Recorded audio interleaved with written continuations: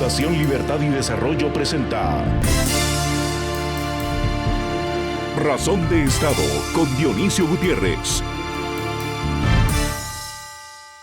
Desarrollar una nación toma 20 años si su economía crece 6 puntos porcentuales por arriba del crecimiento de la población durante 20 años. Pero esto solo es posible si la política funciona desde instituciones democráticas que garantizan elecciones libres, la división de poderes y el respeto al Estado de Derecho que ofrece certeza jurídica. Esto solo es posible si la política es tripulada por estadistas y tecnócratas honorables, decentes, que articulan políticas públicas que promueven la inversión, esa inversión que genera oportunidades sólidas de trabajo y políticas públicas que responden de forma coherente y efectiva a la problemática social. En América Latina, solo Chile y Uruguay lo están logrando. Bueno, Chile lo estaba logrando. Hoy vive una pesadilla que esperamos sea temporal. Hoy está cayendo en un precipicio del que esperamos salga pronto, o se perderá la nación que con todo y sus problemas fue, hasta hace poco, el faro de luz, el gran referente de América Latina. El Perú durante 10 años tuvo números económicos y sociales extraordinarios, pero la política estuvo en manos de delincuentes. Y cuando la política no funciona, los países terminan, como lo está hoy el Perú, gobernados por títeres analfabetos de la extrema izquierda. La destrucción es inminente. Colombia luchaba por consolidar su modelo de desarrollo con los valores que lo hacen posible, pero esa gran nación fue asediada y saboteada los últimos años por los enemigos de la libertad y por narcoterroristas dirigidos desde Caracas hasta que llevaron a Petro, el guerrillero marxista, al poder. Para el occidente libre, perder Colombia es un golpe mortal. Ecuador sufre hoy el mismo embate terrorista que antecede la toma del poder por la izquierda radical, como lo hicieron en Chile y Colombia. El honorable presidente Guillermo Lasso, un estadista y un demócrata, resiste con valor y firmeza a los enemigos de la libertad. Desde esta tribuna enviamos nuestro respeto y solidaridad al presidente Lasso, quien lucha por la sobrevivencia de la democracia y la libertad en Ecuador. Los pueblos se pueden equivocar, es más, nos equivocamos casi en todas las elecciones. Los pueblos latinoamericanos llevamos demasiados años eligiendo al menos malo, que casi siempre resulta peor que el anterior, pero las otras opciones eran impresentables. Si esa equivocación, ese mal elegir dura 4 años y se puede elegir a otro presidente en elecciones libres y democráticas, se esperaría que los pueblos vayamos aprendiendo, por un lado, a exigir más calidad en la oferta política y por otro, elegir a los mejores, no al que se cree como al menos malo. El problema, lo grave, la mayor amenaza se presenta cuando llega al poder un autócrata, sociópata delincuente, por la vía democrática y desde la silla presidencial retuerce y decapita la norma democrática y se perpetúa en el poder como dueño déspota de finca del siglo XIV, convirtiendo una nación entera de seres humanos en campo de concentración de esclavos viviendo en la miseria. Ahí están los dictadores en Cuba, Nicaragua y Venezuela, asesinos ejemplares de democracias y libertades. Y si los demás pueblos de América Latina no despiertan, me temo que esa lista aumentará. Es cierto que en gran medida las puertas a ese infierno se abren como consecuencia de la corrupción y la incompetencia de la derecha, y debido a la indiferencia y la ignorancia de las élites, en especial la académica y la económica. También debe quedar dicho que el eje chino-ruso y sus satélites detona, promueve y apadrina el caos que vive Occidente.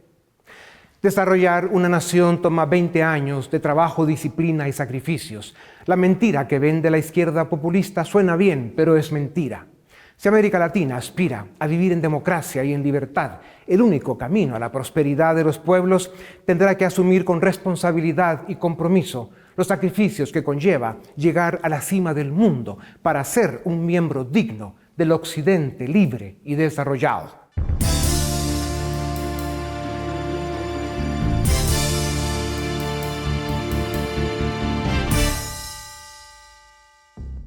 Como casi todas las naciones de América Latina, Colombia, hasta hace unos días, mostraba la típica trayectoria positiva, con altibajos, dramas y oportunidades perdidas, pero con la tendencia, típica también, de los países que, con libertad, perseverancia y disciplina, alcanzaban desarrollo y bienestar para todos. Como en el resto del mundo, y en especial en América Latina, la crisis económica provocada por la pandemia en 2020 y las consecuencias de la invasión a Ucrania en 2022 están dejando a más de 13 millones de colombianos en una situación económica comprometida y ha aumentado la pobreza extrema como en el resto del subcontinente.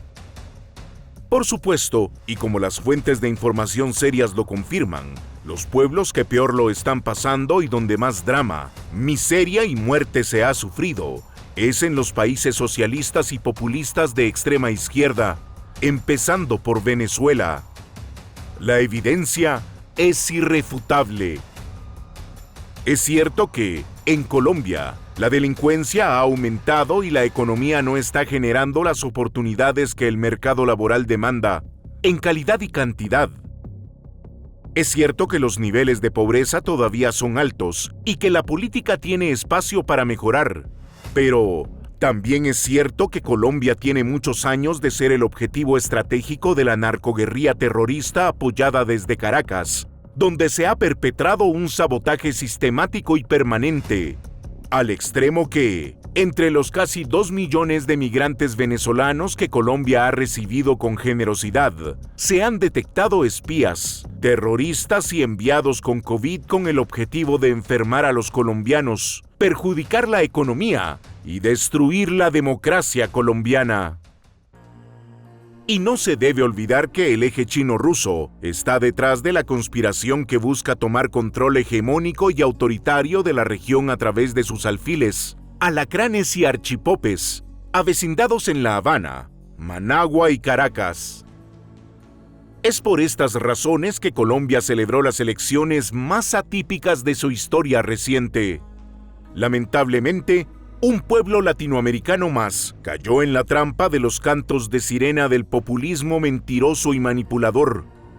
Como si Venezuela no fuera el testimonio más severo y dramático de las tragedias humanas que provoca la extrema izquierda autoritaria.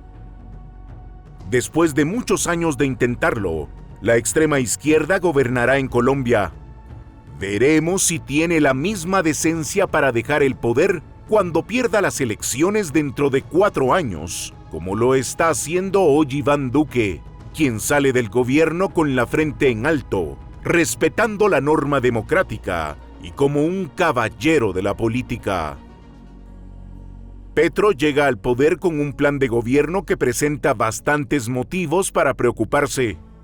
Entre sus principales propuestas están aumentar el gasto social después de una reforma tributaria que paralizará la economía y provocará desempleo. Reemplazar el petróleo, que es su principal producto de exportación y que representa el 12% de los ingresos del gobierno, que son la fuente de recursos más importante para financiar programas sociales. Imprimir dinero para financiar el déficit fiscal, propuesta especialmente desafortunada, cuando el mundo está a las puertas de una de las peores crisis inflacionarias de las últimas décadas. Ahora bien, Petro no tendrá carta libre. Además de los conflictos internos que enfrentará con las retrógradas estructuras que incorporó a su proyecto, no gozará de una mayoría parlamentaria, pues está lejos de los 55 votos necesarios para aprobar proyectos de ley en el Senado y de los 94 votos que necesita en la Cámara de Diputados. La victoria de Petro es un triunfo para China, Rusia y el Grupo de Puebla, que intentan capturar las democracias de América Latina y coartar las libertades de sus ciudadanos. Y si continúan la ineptitud y la corrupción de la derecha, y las élites de la región siguen lejanas e indiferentes, los movimientos autoritarios de extrema izquierda continuarán ganando terreno en América Latina. Las naciones latinas del continente americano pueden salvarse a sí mismas. pero tendrán que comprometerse con una defensa determinante y valiente de los valores de la democracia republicana, el Estado de Derecho y la libertad.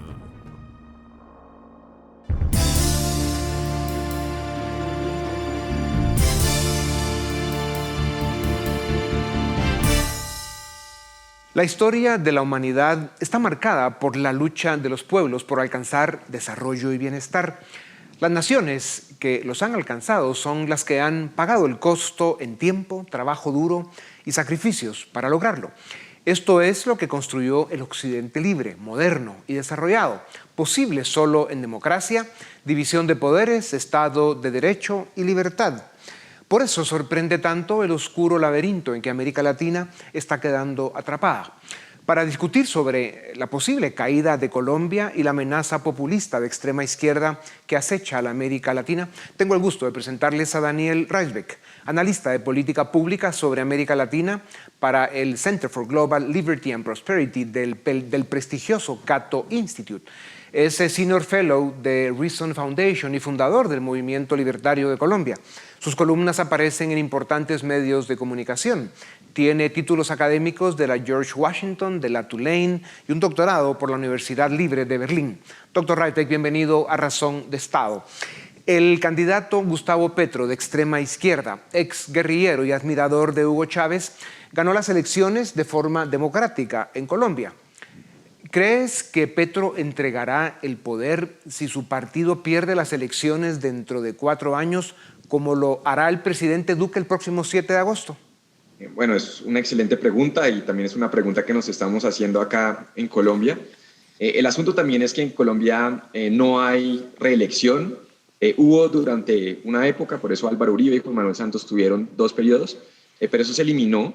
Y la pregunta es si Petro va a respetar la Constitución o si la va a tratar de cambiar como tantos otros líderes de extrema izquierda que han cambiado la Constitución para perpetuarse en el poder.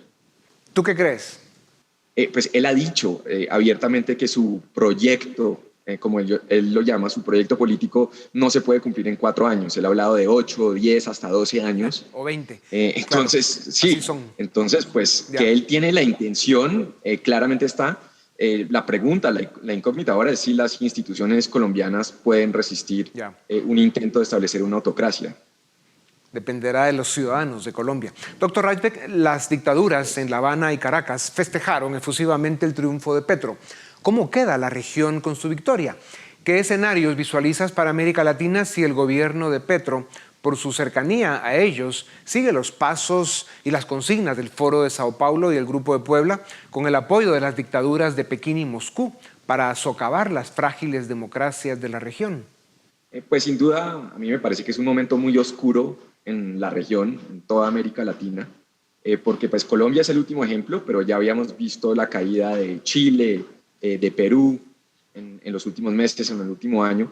Y el asunto con Colombia es que había sido el único país hasta ahora, por lo menos en Sudamérica, que había resistido este giro fuerte a la izquierda durante los últimos 20 años. Y acá pues creíamos que éramos un país excepcional. Yo traté de advertir que tal vez ese no era el caso. Y eso ya se vio el pasado domingo, donde ya ganó Petro. Es por lejos el candidato, digamos, más extremista que ha ganado. Porque tampoco es cierto que la izquierda nunca ha gobernado a Colombia, sí lo han hecho. Entonces, obviamente, esta elección tiene repercusiones regionales y también, pues, en mi opinión, puede ser un fracaso de política exterior de Estados Unidos después de todo el dinero que han enviado a Colombia en los últimos 20 años. Claro. Doctor Rijsbeek, es cierto que la política debe mejorar de forma notable en América Latina, pero la opción populista de extrema izquierda cumple a cabalidad con el refrán que dice que la medicina resulta peor que la enfermedad. Solo hay que ver a la pobre Venezuela. Chile, Perú, con poco éxito, y Colombia intentaban subir el nivel de la política para estar a la altura de los complejos tiempos que vivimos. Pero los ataques terroristas de 2019 en Chile, el constante sabotaje y la violencia organizada desde Caracas contra Colombia. Y hoy vemos en Ecuador los mismos ataques y sabotaje para votar un gobierno democrático. Cada día hay más evidencia de la conspiración de las grandes y las pequeñas dictaduras del mundo para destruir al occidente libre y democrático. ¿Qué pueden y deben hacer las democracias liberales para defenderse? Bueno, es una buena pregunta. Obviamente en Colombia pasó exactamente lo mismo que está sucediendo. Un año más o menos hubo un supuesto paro nacional que fue básicamente un intento de golpe de Estado, bloqueos de vías principales, donde ambulancias no podían pasar con enfermos y mujeres embarazadas. Entonces, como digo, es lo mismo que se está viendo en Ecuador, hasta cierto punto lo mismo que se vio en Chile hace algunos años. Yo digo que el primer paso es caer en cuenta que estos ataques puede que parezcan espontáneos, pero en realidad son bastante planificados. Es que lo que sucedió en Colombia o lo que sucedió en Chile, donde al cabo de 2 horas destruyeron docenas de estaciones de metro, eso no es espontáneo, eso tiene que ser planificado. Entonces hay que caer en cuenta de ello y estar preparado. Sí. Doctor, el presidente Guillermo Lasso de Ecuador, un estadista y un demócrata, resiste con valor y firmeza a los enemigos de la libertad, y además violentos. Es evidente el plan de la izquierda radical para votarlo. Es cierto que América Latina está lastimada por tantos años de corrupción, malos gobiernos, muchos de ellos populistas de extrema izquierda, una pandemia y la criminal invasión a Ucrania. Pero también es cierto que presidentes como Piñera en Chile, Duque en Colombia y Lasso en Ecuador han hecho lo posible para resolver sus problemas y hacer avanzar sus países. No tienen varitas mágicas ni pueden hacer milagros, pero está comprobado que la democracia y la libertad son el único camino al desarrollo y la prosperidad, pero hay que trabajar y mucho. Toma varias décadas desarrollar una nación, pero la condición es la estabilidad y la continuidad que solo la democracia liberal y la república ofrecen. ¿A dónde va el Ecuador? ¿Caerá Lasso? Bueno, espero que no caiga Lasso, porque Ecuador y Uruguay en este momento son los únicos 2 países en Sudamérica. Seguramente Brasil también va a girar hacia la izquierda si es que se elige Lula da Silva de nuevo. Entonces Ecuador y Uruguay son, digamos, los 2 ejemplos que tenemos y son países al fin y al cabo pequeños. Entonces es importante que Lasso logre mantenerse. Aunque también tengo que decir que, digamos, en el caso de Colombia, a mí me parece que Duque hizo una muy mala presidencia, cometió muchos errores, subió los impuestos cuando prometió que iba a hacer lo contrario. Entonces, el descontento que hay en estos países muchas veces es legítimo. El problema, como dices, es que escoger a un izquierdista radical tipo Gustavo Petro definitivamente no es la solución. Claro. Doctor Reisbeck, de México a la Argentina, por unas y por otras, se instalaron ya en casi todos los países gobiernos de corte populista de izquierda y avanzan otros que son más identificados como estados criminales. Bolsonaro en Brasil no es el perfil de presidente que América Latina necesita, pero Lula, un corrupto convicto y posible ganador de las elecciones de octubre, ha sido un cómplice facilitador de esa izquierda populista y clientelar que destruye países. ¿Qué le depara a América Latina y cómo queda Estados Unidos si en los grandes del sur, México, Colombia, Argentina y Brasil, se consolidan autocracias populistas serviles a Pekín y Moscú? Pues sin duda Estados Unidos ha venido perdiendo mucha influencia en la región. Hace unos años ya China es el principal socio comercial de América Latina en una totalidad, entonces ya ni siquiera es Estados Unidos. A mí me parece que también hay que tener cuidado y hay muy poco que Estados Unidos pueda hacer en términos de interferencia directa. A mí me parece que, por ejemplo, programas estatales como el Plan Colombia, en términos de la lucha contra la droga, en realidad se han gastado mucho dinero y han fracasado. Hoy en día Colombia produce más coca de lo que producía hace 20 años. Entonces, me parece que ese tipo de intervenciones no son exitosas. Lo que se necesita es mucho más comercio, y no tantas relaciones inclusive intergubernamentales, sino más comercio entre los individuos y las empresas de Latinoamérica, entre nosotros mismos y también con Estados Unidos. Entonces yo creo que en el largo plazo a lo que deberíamos apostar es ampliar lo que hoy es NAFTA en América del Norte para que sea una zona de libre comercio que vaya desde Alaska a la Patagonia. Ya existen ciertos fundamentos, tratados de libre comercio de Estados Unidos con muchos países, pero hay que avanzar mucho más rápido, me parece, en esa agenda comercial, quitar aranceles y liberar realmente el comercio, y esa es la única manera que me parece que podemos avanzar como región. Claro, la gran diferencia es que Pekín y Moscú corrompen las instituciones de las democracias frágiles de América Latina, compran presidentes, en fin, juegan el juego sucio para lograr sus objetivos, ¿no? A cambio de Estados Unidos, que eso, pues busca comercio, respeta la soberanía, pueden tener opiniones fuertes, pero son respetuosas, y luego son uno de los grandes colaboradores de América Latina en programas sociales y otros a través de la AID y otras instituciones. Sí, digamos, las reglas distintas en este juego sucio marcan una diferencia absolutamente, digamos, desventajosa para América Latina. Doctor Rajbek, ¿cómo queda Centroamérica en este tenebroso rompecabezas geopolítico? Bueno, pues Centroamérica, como otras regiones, también depende del caso específico. Entonces, a mí me parece que hay países como Guatemala o Costa Rica que últimamente han mantenido un rumbo bastante positivo, aunque con muchos problemas, por supuesto. Pero otro es el caso, por supuesto, de Honduras, donde también hubo un giro fuerte hacia la izquierda. Y está este caso bastante extraño de El Salvador, con un gobierno bastante autoritario, pero no tan similar, por ejemplo, al chavismo o al socialismo del siglo XXI. Pero también diría que hay que tener cuidado con ese tipo de regímenes. Entonces, digamos, en el caso de Guatemala, que los aprecio tanto, pues yo lo que les recomiendo es que aprendan de los errores ajenos, que eso es lo más difícil, lo que Colombia no hizo de Venezuela. Tal vez ustedes pueden aprender de Colombia y no optar por una opción tipo socialismo del siglo XXI. Ya. Bueno, no estamos aprendiendo por un lado y por el otro te vamos a invitar a esta parte del continente para que te des un baño de realidad.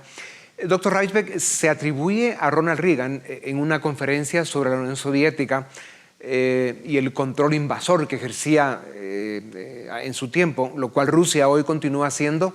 Y Reagan se supone que afirmó que Nikita Khrushchev hace 60 años dijo: no podemos esperar que el Occidente libre salte del capitalismo al comunismo, pero podemos ayudar a sus líderes electos a darles pequeñas dosis de socialismo hasta que despierten un día y descubran que tienen el comunismo. También se supone que dijo: debilitaremos sus economías y las democracias dejarán de existir. Se quitará a los que están dispuestos a trabajar y se les dará a aquellos que no. Nunca se pudo confirmar aquella afirmación de Reagan, pero ¿está sucediendo esto? Pues yo diría que hay bastantes señales de que muchos países van por ese camino. Y ahí es clave tomar en cuenta ese gradualismo, no es de un día al otro, no sé, inclusive la misma Venezuela no llegó al punto más bajo en un año o en 2 años, sino fueron casi 2 décadas, pero fue un proceso gradual y constante.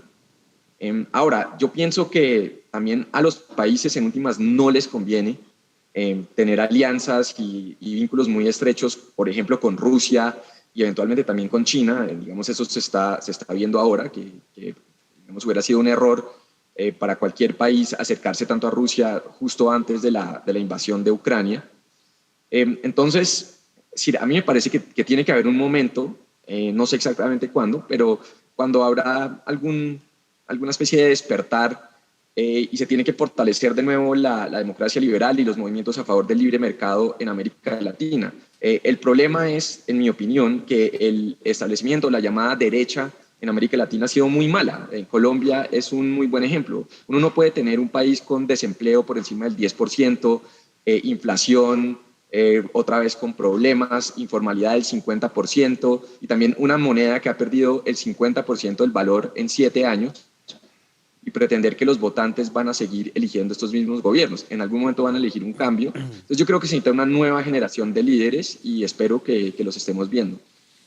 Ya, claro, hay que diferenciar los gobiernos de derecha, como mencionabas, como lo fueron el de Piñera, como lo fue el de Iván Duque y otros que le antecedieron, como Pastrana o el mismo presidente Uribe, la presidencia de gobierno de Guillermo Lasso, que claro, se cometen errores. Es muy difícil gobernar países como los latinoamericanos, que durante tantas décadas han venido siendo en general mal gobernados y han ido acumulando un saldo negativo importante en problemas sociales, falta de un modelo de desarrollo y de construir una cultura propicia para eso, para el desarrollo. Entonces, Claro, eso se comparan, digamos, son el ejemplo positivo comparado con esos otros que se dicen de derecha, pero básicamente son grupos criminales que llegan al poder y hacen pues del Estado un botín, ¿no? Y encima muchos de ellos asociados con el narcotráfico. En fin, la complejidad es grande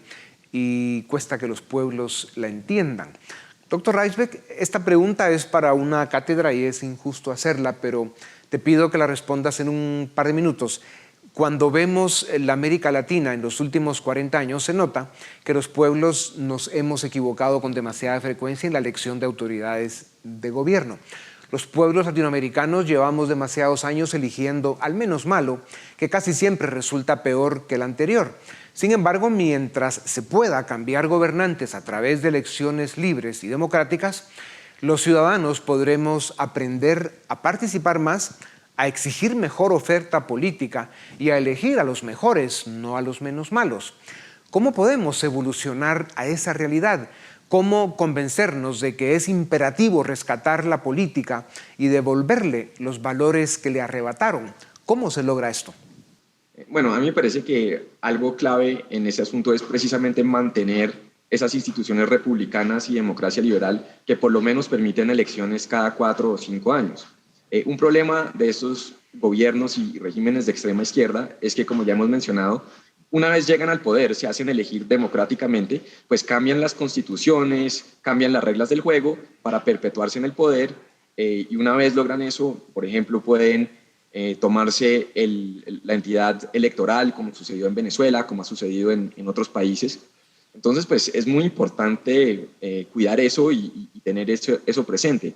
El problema, como digo, es que hay veces los gobiernos, inclusive respetuosos de la democracia liberal, son tan malos, por ejemplo, en temas económicos.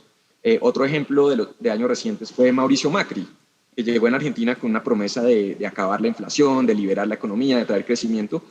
No lo hizo, tomó unas reformas muy tímidas, inclusive empezó a crecer el gasto público, creció la inflación.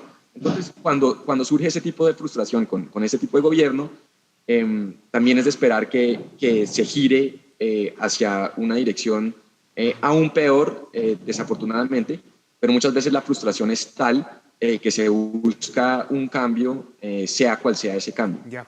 Ahora, doctor, no hay que olvidar que, como el caso del presidente Macri, el mismo Guillermo Lasso en Ecuador, como le pasó en alguna medida a Iván Duque y a Piñera en Chile, tienen unas oposiciones virulentas, en muchos casos dogmáticas en el tema ideológico, grupos de extrema izquierda que además tienen cuotas de poder importante ya en los congresos y les hacen imposible gobernar.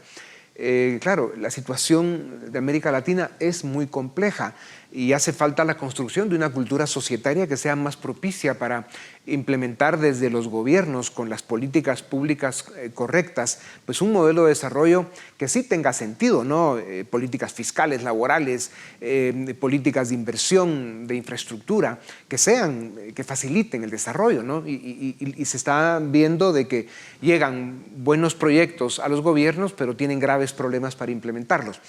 Regresando un momento a Colombia, doctor Rijsbeek, que en los pocos minutos que nos quedan, durante la campaña el presidente electo Gustavo Petro enseñó el cuero, como dicen, intolerante con la prensa, un plan de gobierno que garantiza que destruirá la economía colombiana, ningún disimulo en confirmar su relación con las dictaduras del continente, con Pekín y Moscú, y su oferta populista que promete lo que sabe que no cumplirá.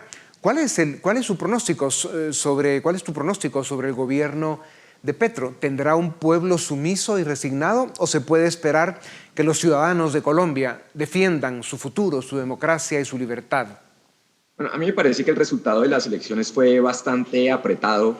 En un momento Petro y su campaña, su equipo pensaban que iban a ganar en primera vuelta.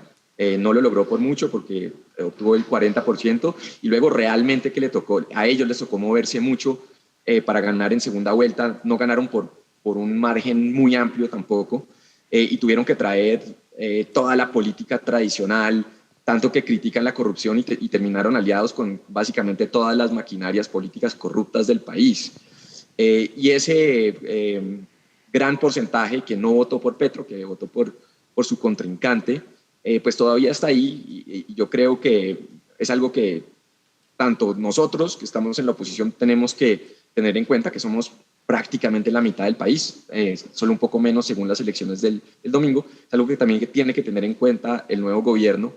El problema con Petro no es si cumple lo que dijo que iba a hacer en la campaña, porque ya hemos visto que se están echando para atrás. Ayer, su exsecretario de Hacienda, de Finanzas, cuando era alcalde de Bogotá, dio una entrevista y dijo que no iban a ser los 4.000 más ricos, como Petro prometía en campaña, los que iban a pagar todo a punta de más impuestos, sino ya están diciendo que van a ser 40.000.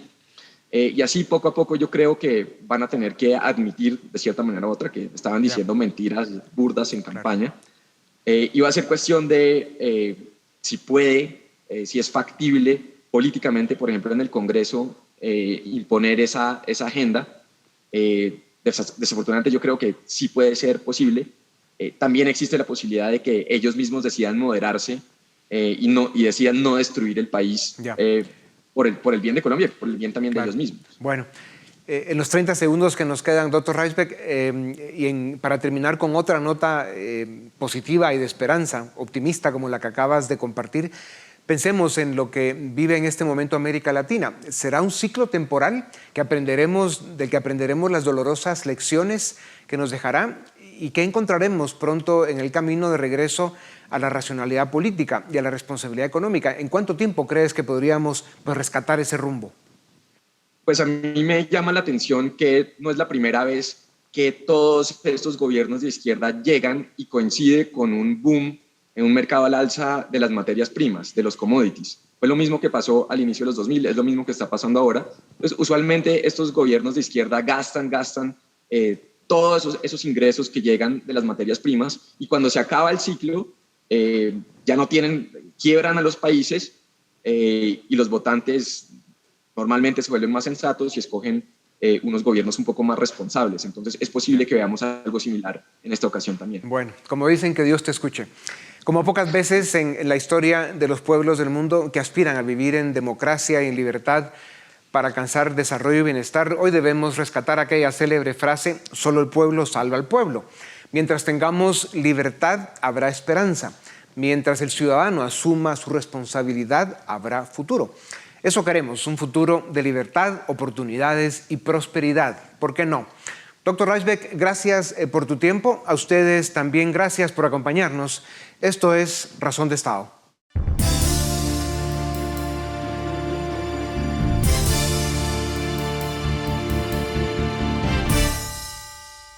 Bienvenidos al debate en Razón de Estado. Vamos a hablar de lo que ocurre en Ecuador. Por más de 10 días consecutivos hay protestas, han desencadenado en hechos violentos y el pliego de peticiones de los grupos de manifestantes son bastante amplios. Y pese a que el gobierno de Lasso ha prometido o ha contrapuesto algunas opciones sobre la mesa para entrar en un diálogo, pues parece ser que estos grupos todavía no aceptan entrar en esa conversación. Para entender bien lo que está pasando, desde Guayaquil ya me acompañan Ariana Tanca, ella es politóloga, y también Joselo Andrade, él es analista político y económico. Bienvenidos a Razón de Estado ambos, muchas gracias por acompañarnos. Empiezo contigo, Ariana, para que nos pongas un poco de contexto, ya que estamos hablando de lo que ocurre en estos últimos 10 días. Lo que hemos visto por la prensa internacional es, en pocas palabras, que hay una serie de manifestaciones encabezadas principalmente por las confederaciones de nacionalidades indígenas, la CONAIE, ¿no? Que sabemos que en el pasado también han tenido protestas de similar envergadura. Entiendo que buena parte del pliego de peticiones tiene que ver con el costo de los combustibles y con algún otro pliego de demandas económicas, pero para entender bien quiénes son y qué están haciendo, ¿qué nos puedes contar, Ariana?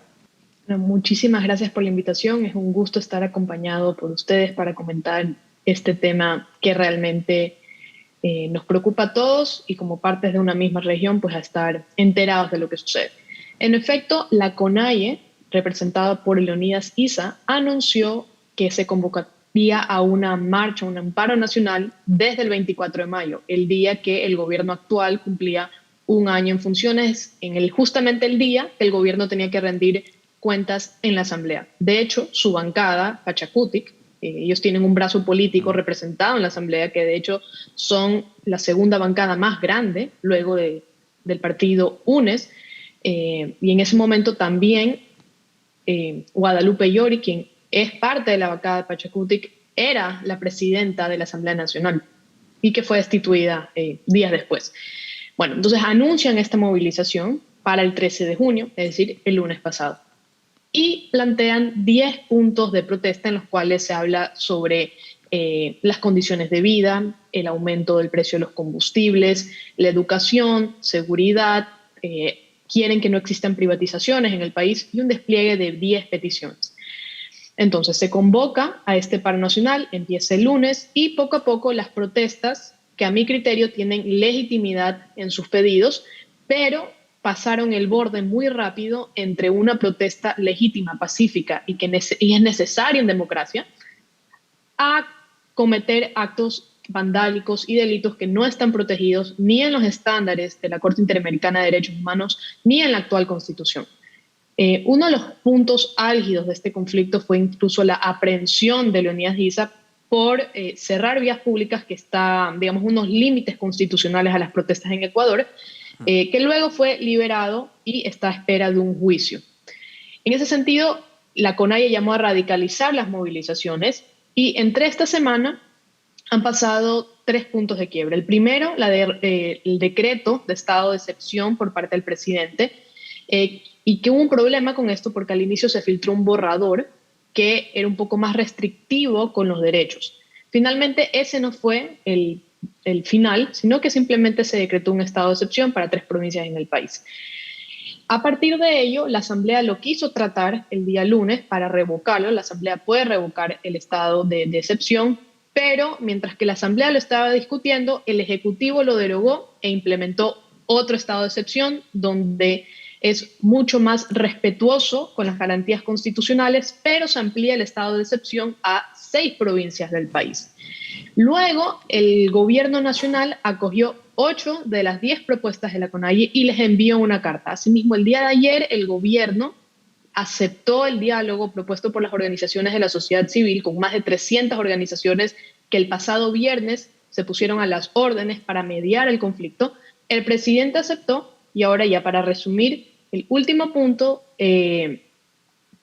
tras la muerte de un manifestante, la CONAIE ha radicalizado su postura, ha dicho que no va a dialogar con el gobierno en tanto y en cuanto se derogue el estado de excepción, que los militares salgan de donde están sitiados.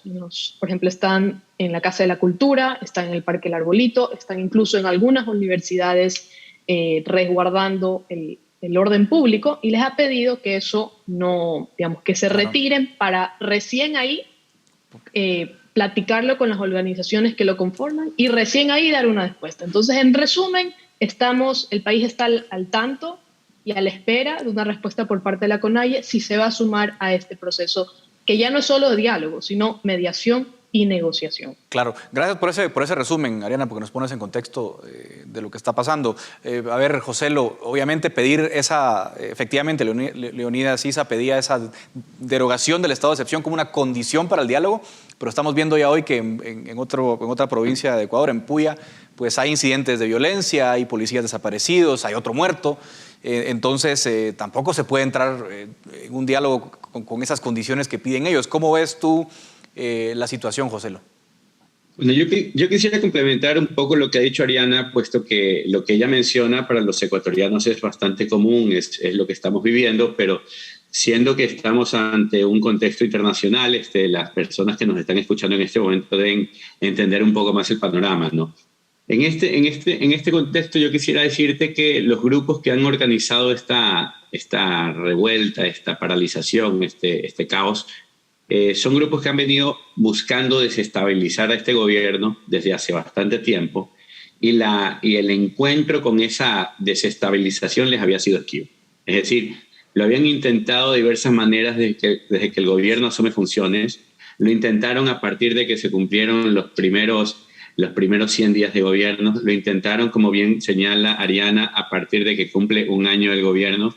Y en todo momento buscaron la forma de darle un golpe certero al gobierno en funciones, y hasta el día de hoy no habían logrado, de hecho todavía no lo logran, no lo van a lograr, encontrarse con el mecanismo adecuado que genere la desestabilización y el caos que en este momento se están generando. Ya lo intentaron en el pasado. Yo te diría que están siguiendo una especie de libreto marxista, generando ciertas condiciones, generando desestabilización, generando una percepción también real de violencia. También tenemos que mencionar que, por ejemplo, el gobierno de Guillermo Lasso ha tenido una postura muy frontal con respecto al narcotráfico y se han incautado cientos de toneladas de drogas en este país, de manera tal que alguna estimación que circulaba incluso por las redes hablaba de algo más de 20.000 millones de dólares que habían sido incautados si estas drogas se pusieran a precios de mercado internacional. Entonces, siendo que estos 20.000 millones de dólares son aproximadamente el 20% de la producción nacional del país, pues es una cifra importante que ha puesto al narcotráfico de aliado natural de este grupo que ahora se manifiesta por razones que no siempre son compatibles con un futuro mejor, con un futuro diferente. Luego, que detrás de esta organización o detrás de estos eventos, pues no solamente se encuentra el movimiento indígena, está claramente identificado a este prófugo de la justicia llamado Rafael Correa, quien está orquestando desde atrás y con su organización política, ahora llamada UNES, todo tipo de, digámoslo así, de dirigir hacia dónde debe ir el objetivo de esta protesta. Y el objetivo es clarísimo, la destitución del presidente.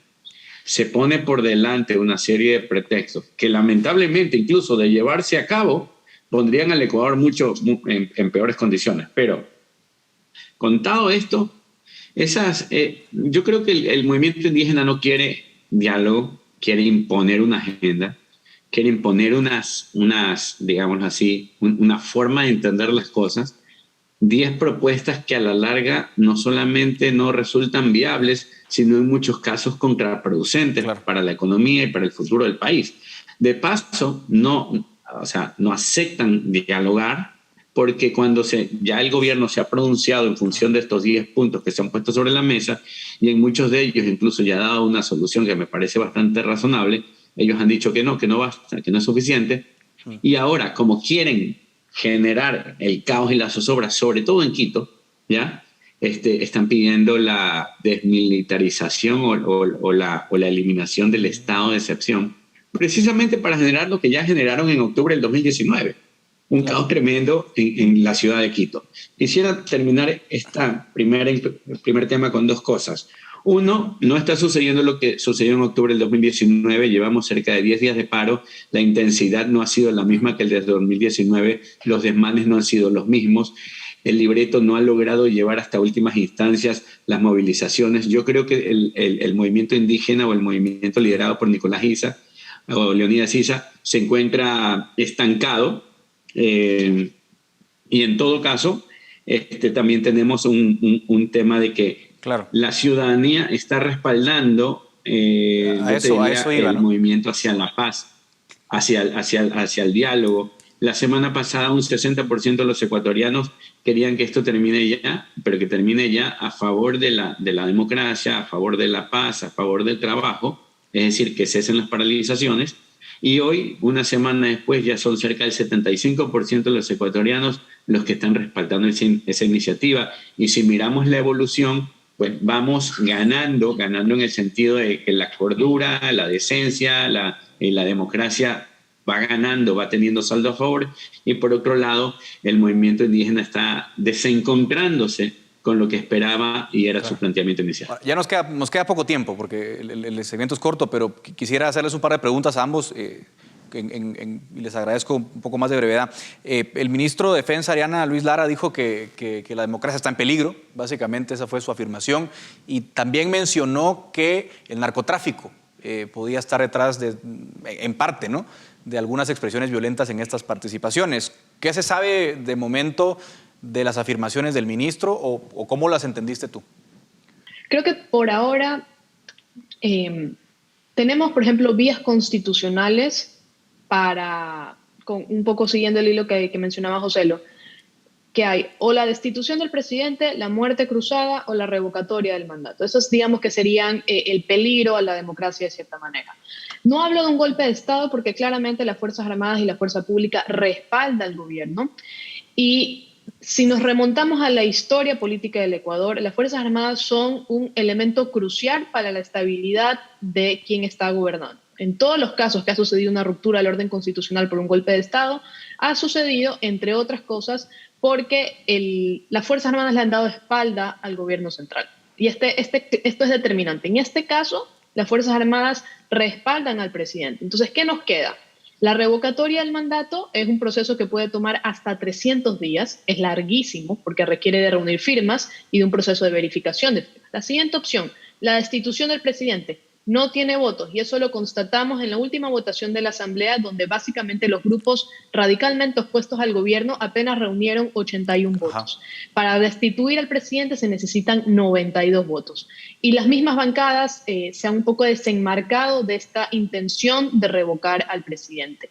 La muerte cruzada es una, digamos, si es convocada por la Asamblea, el presidente se puede adelantar en ese sentido porque hacerlo desde la presidencia es mucho más rápido que hacerlo desde la Asamblea, porque el proceso de destitución no se resuelve en un día, tiene que por lo menos hacerse en 3 o 4 sesiones donde pueden pasar muchas cosas. Por el otro lado, el presidente simplemente manda un decreto y se disuelve tanto la Asamblea como el Ejecutivo, y en ese caso se convocan elecciones anticipadas, pero el presidente tiene por lo menos un periodo de 6 meses para gobernar por decreto. Entonces, en esos escenarios yo creo que no hay ni los incentivos ni las vías para romper la democracia, ni por la vía legal, ni por la vía golpista. Entonces, en ese sentido, a mi criterio, lo que se necesita es la mediación y la negociación para ponerle fin a este caos que ya está perjudicando a al resto de la sociedad. Eso me suenan buenas noticias. José, lo quisiera conocer cómo lo ves tú.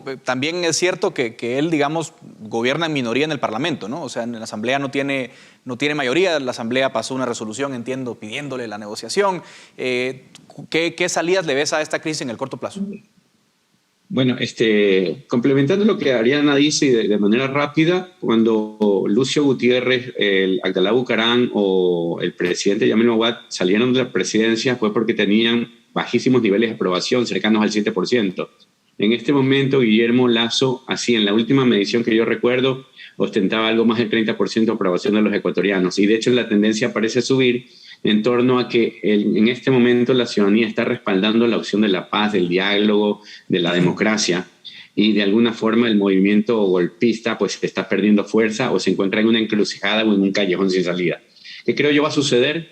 Esto va a terminar muy pronto, yo creería que en los próximos días, y vamos a tener un gobierno que se encontrará al término de esto mucho más fortalecido, porque se habrá mostrado claramente cuál es la opción a lo existente, con los defectos y virtudes que pueda tener el gobierno de Guillermo Lasso. Es un gobierno consistente, coherente, demócrata, que está siguiendo una línea que yo creo le está haciendo bien al país y que como contraparte tiene pues a esta alternativa que es la del caos, la barbarie y la paralización. Como te digo, creo que en pocos días esto ha de finalizar, puesto que el movimiento indígena no ha logrado encauzar su protesta hacia donde quería. Y por otro lado, terminaremos con un gobierno que se encuentra mucho más fortalecido y con mayor legitimidad y gozando del respaldo de la ciudadanía que quiere que el país mejore. Guillermo Lasso sin duda no ha tenido una tarea fácil. Asume el gobierno después del correísmo, después de un gobierno de Lenín Moreno, después de una pandemia. Sin duda ha enfrentado desafíos muy grandes, una situación económica que sabemos es precaria en todo el mundo, con una crisis económica a la vista. Así que yo creo que la postura de Guillermo Lasso ha sido la de un estadista, ha sido además muy conciliador y esperamos por el bien de Ecuador y de la democracia que esto llegue a buen término y estoy seguro que así será. Muchísimas gracias Ariana Tanca y José Andrade desde Guayaquil por ayudarnos a entender mejor lo que pasa. Sin duda conversaremos pronto para ver en qué termina esta situación. Y a ustedes también gracias por su atención. Hasta aquí llega el debate en Razón de Estado.